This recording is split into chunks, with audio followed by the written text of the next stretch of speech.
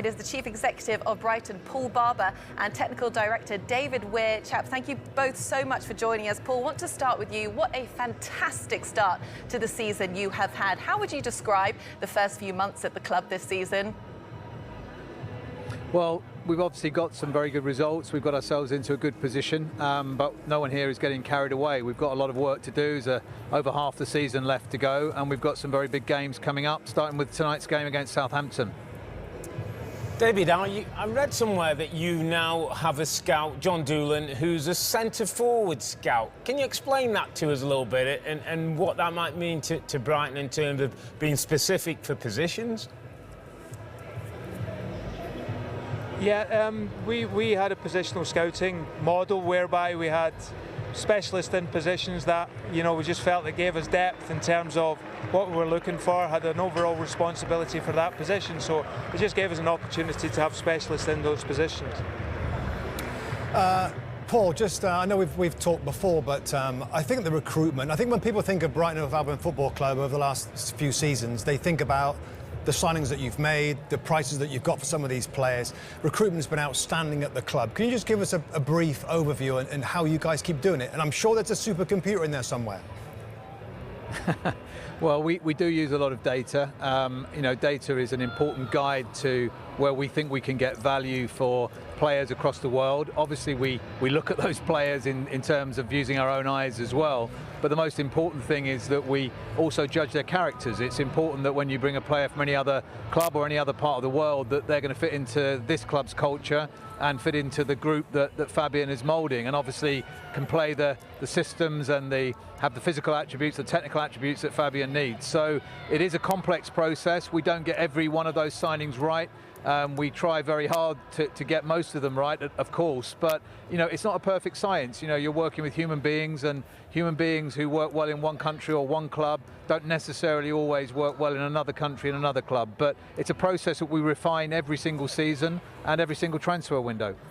David, what has been working fine is the managers. The managers that you've picked have been so good. And I know that the club has a really deep kind of succession planning approach to recruitment. How do you keep finding these great managers?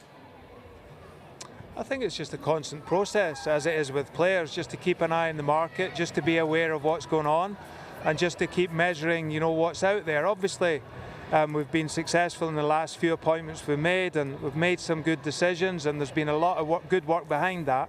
But it's also the environment that you bring them into as well. I think that's really important, that Paul and Tony have developed an infrastructure and a support network at the football club that allows managers to come in and do what they're good at doing. So we can make a determination of how good they are at coaching teams and developing players, and then it's ultimately by supporting them while they're here, they can concentrate on that, and then I think that's a real strength and a real opportunity, and it makes us attractive to good coaches as well. David, just going back to the players again and the signings that you've made, can you talk us through a little bit about your player pathway and what that means in terms of signing a player? We don't always see them in the first team straight away. How you work with those players to get them ready for the Brighton first 11?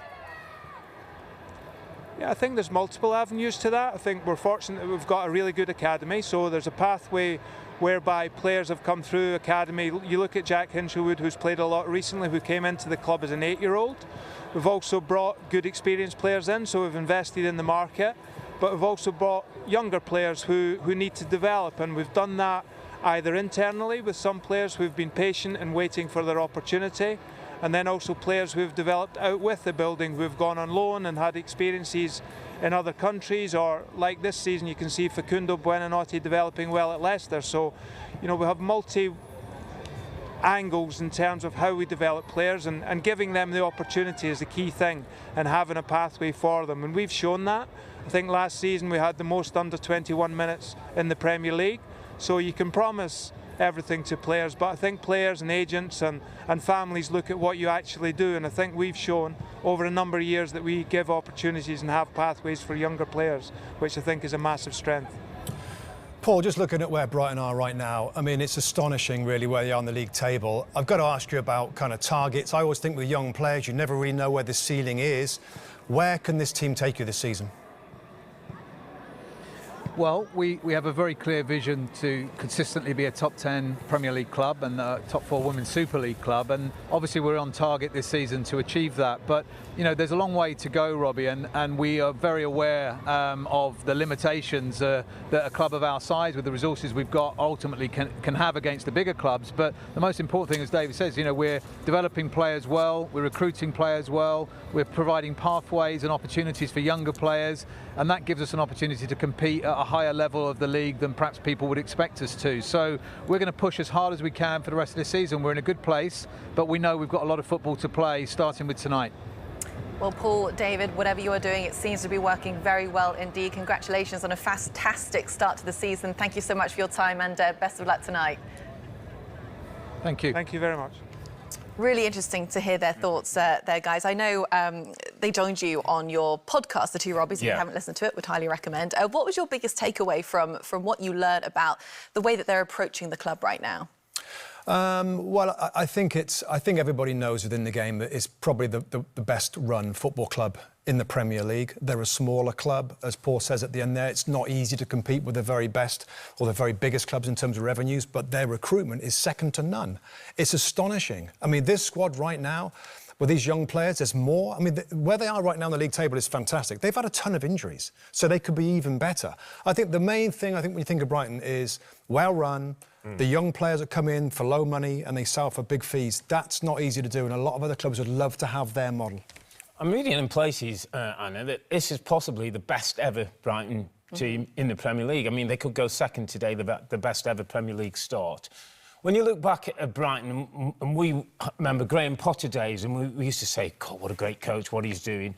Then De Zerbi comes in and moves it on, and you go, wow, De Zerbi gets more shots at goal, looks like he has a little bit more cutting edge. Then Hertzler comes in and actually look like they're playing better football. There's more variety to the way they build up. Everybody seems very comfortable in their roles. And as I said earlier, they could go second in the Premier League today, albeit maybe if only for 24 hours or whatever, but second in the Premier League with this group of players. It's a credit to the ownership, it's a credit to Paul Barber, the CEO, and a credit to the group of players and the manager, the way that they do things. And the really interesting thing when I was looking today at these two games, if you go back 10 or 12 years, Southampton were the team who had this black box that was this kind of, you know, they developed all this young talent, and the rest of the league were looking like, how is Southampton doing it?